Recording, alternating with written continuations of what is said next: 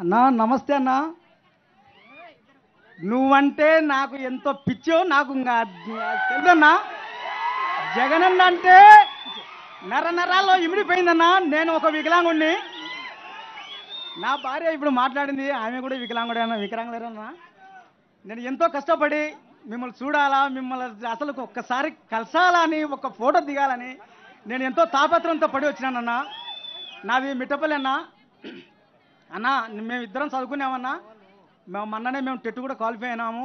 మాకు ఇద్దరం వికలాంగులమైనందుకు మాకు సరి 3,000, 3,000, 6,000 రూపాయలు పింఛన్ ఇస్తున్నావన్నా నువ్వు. అంటే ఈ 5 సంవత్సరాలలో 3,50,000 రూపాయలు మాకు అందిందన్నా.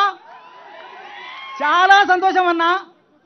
ఇకపోతే అన్నా, మొన్న మీరు ఆలగడ్డకు వచ్చినప్పుడు 45 అడుగుల 2 కటౌట్లు నేనే స్వయంగా పేశానన్నా. నేను వికలాంగుని అయినా కూడా దాని దగ్గర నా దగ్గర ఫోటోలు కూడా ఉన్నాయన్నా. ఈ రాత్రి అంతా మేలుకొని మీకోసం నేను చిత్రాన్ని గీసుకొని స్వయంగా మీకు అందజేయాలని నేను వచ్చినానన్నా. నా అభిమానాన్ని కాదనకుండా ఒక్కసారి నా ఆవేదనను ఒక్కసారి ఆలోచన చేసి ఒక్క ఫోటో దిగితే చాలన్నా నాకు. అదే సంతోషం అన్నా. జగనన్న అన్నా, నేను మిమిక్రీ ఆర్టిస్ట్ కూడా నన్నా. ఒక్క డైలాగ్ చెప్తాను, మీ మాట ఒక్క మాట.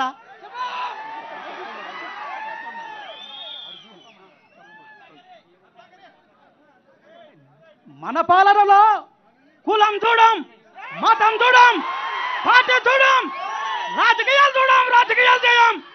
ప్రతి ఒక్క పేద వంశకి మంచి జరిగే కార్యక్రమం చేస్తాము అని చెప్పి ప్రతి ఒక్కరికి చెప్పండి. అన్నొస్తున్నాడు, మంచి రోజులు వస్తున్నాయి అని చెప్పి ప్రతి అవ్వకు ప్రతి తాతకు చెప్పండి.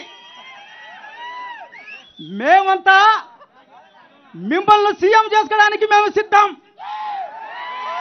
మీరంతా సిద్ధమేనా అని అడుగుతున్నా మిమ్మల్ని.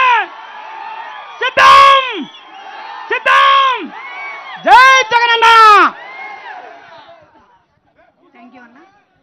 పేరేం పేరు? పేరు చెప్పండి అన్నా. నా పేరు ప్రసాద్ అన్న, సావిత్రి ప్రసాద్, మిట్టపల్లి అన్నా నాది. Thank you Prasad. Thank you అన్న. ఒక్క ఫోటో అన్న. పెడతాం. హలో, కూర్చోండి.